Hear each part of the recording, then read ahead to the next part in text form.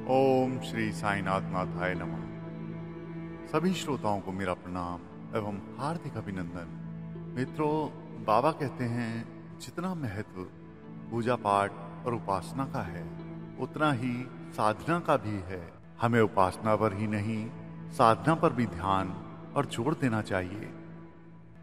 जीवन को पवित्र और परिष्कृत, संयत और संतुलित, उत्कृष्ट और आदर्श बनाने के लिए अपने गुण, कर्म, स्वभाव को उच्च स्तरीय बनाने के लिए निरंतर प्रयत्न करना चाहिए।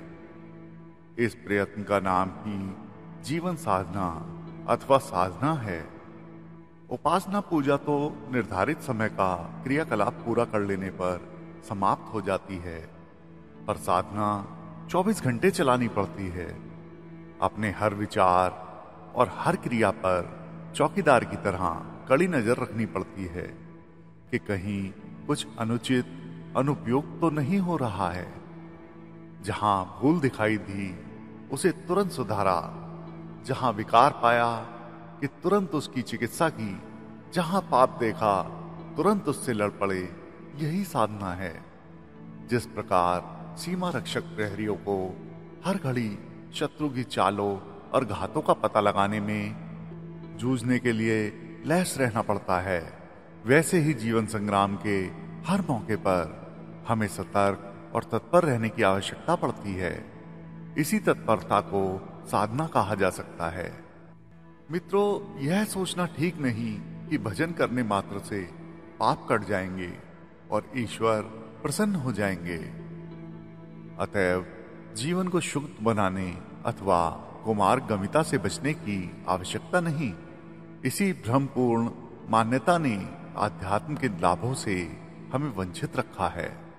यह भ्रम दूर हटाया जाना चाहिए और भारतीय अध्यात्म का तत्व ज्ञान एवं ऋषि अनुभवों के आधार पर ही यही निष्कर्ष अपनाना चाहिए कि उपासना और साधना आध्यात्मिक प्रगति के दो अविच्छिन्न पहलू हैं। दोनों एक दूसरे के पूरक हैं। एक के बिना दूसरा अपूर्ण है। जिस तरह अन्न और जल, रात और दिन, शीत और ग्रीष्म, स्त्री और पुरुष का जोड़ा है, उसी प्रकार उपासना और साधना का भी आपसी समागम है। एक के बिना दूसरा अकेला, असहाय एवं अपूर्ण ही बना रहेगा।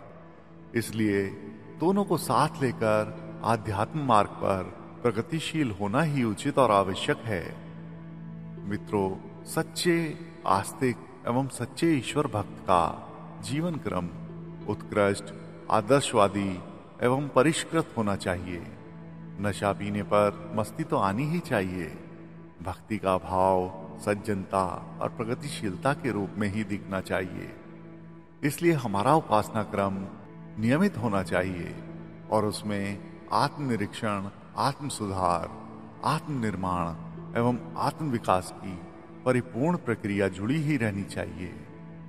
उपासना और साधना का स्वतंत्र अस्तित्व है। एक को कर लेने से दूसरे की पूर्ति हो जाएगी, यह सोचना उचित नहीं है। लाखों साधु बाबा, पंडा पुजारी भजन ध्यान में नित्य घंटों समय लगाते हैं, पर उनका जीवन प्राय घृणित एवं निकृष्ट स्तर का बना रहता है। इससे स्पष्ट है कि उपासना अपने स्थान पर अपने प्रयोजन के लिए ठीक है, पर वह साधना की आवश्यकता पूरी नहीं कर सकती। यदि कर सकी होती तो हर भजन करने वाला सच्चरित्र पाया जाता, पर ऐसा होता कहाँ है। इससे स्पष्ट है कि हमें साधना के लिए पृथक से प्रयत्न करना होगा। जीवन शोधन और जीवन विकास की साधना पद्धति को उतना ही, उससे भी अधिक महत्व देना होगा जितना कि उपासना को देना है।